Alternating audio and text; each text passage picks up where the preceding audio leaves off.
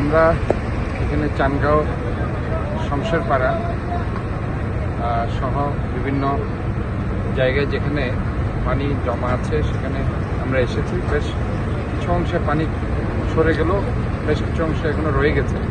সেই পানিগুলো আমরা কিভাবে ড্রেন আপ করা যায়, আমি এলাকার সংসদ সদস্য মাননীয় এরশাদুল্লাহ সাহেব সহ আমরা এখানে এসেছি।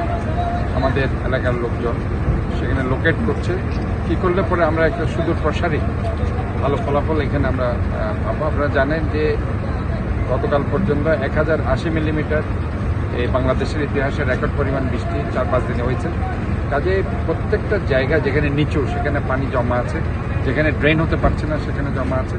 তবে শহরের আমি যতটুকু দেখলাম 80% জায়গায় মোটামুটিভাবে ড্রেন হয়ে গেছে এবং শুধু 20% জায়গাতে এই যেখানে এই নিচু এলাকা চানগাঁও এলাকা এবং মোহরা এলাকা, ওয়াজিদিয়া 3 নম্বর ওয়ার্ড, আমরা হাজিরপুর এইসব এলাকায় আমরা যাচ্ছি এবং এখানে আমরা কিছু ত্রাণ সামগ্রীও নিয়ে এসেছি যাতে করে এখানে যারা শেল্টার সেন্টারে আছে আমরা সেগুলো দিচ্ছি।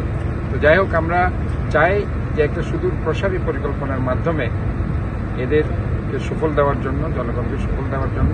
কারণ এখানে অতীতে যারা ক্ষমতায় ছিল, বিশেষ করে আওয়ামী লীগের গত 16-17 বছরে অপরিকল্পিত নগরায়ন এবং উন্নয়ন যারা করেছে, ইভেন ড্রেইনগুলো যে করেছে কোনো ছিদ্র সেখানে রাখেনি, পুরা সিমেন্টিং করে দিয়েছে। এখানে স্ল্যাবগুলো যে উঠানোর কোনো সুযোগ নেই। কাজে সব মিলে আমাদের কিন্তু অনেক কাজ করতে হবে।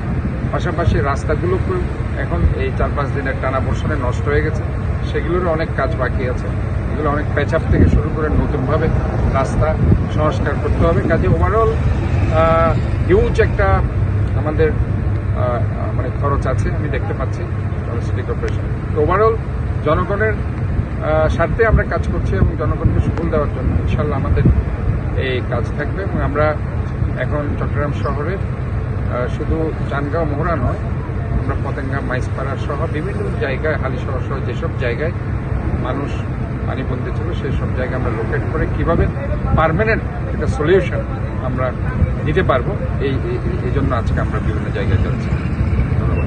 আজকে আমি আর মাননীয় মেয়র সাহেব বিশেষ করে প্রথমে চানগাঁও নিয়ে শত করে যে ওখানে আশ্রয়স্থল, সেই আশ্রয়স্থলে তারপর 200 থেকে 300 পরিবার ওখানে আশ্রয় নিয়েছে, সেখানে গিয়েছে। এরপরে আমরা এখন ওয়াজিদে যাব, আমরা হাজিরপুর 3 নম্বর ওয়ার্ড হাজিরপুর যাব।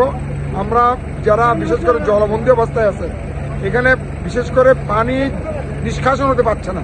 এই এলাকায় চানগাঁও এবং 3 নম্বর ওয়ার্ডের পানি নিষ্কাশন না হওয়ার কারণে কিন্তু এখনো পর্যন্ত পানি রয়ে গেছে।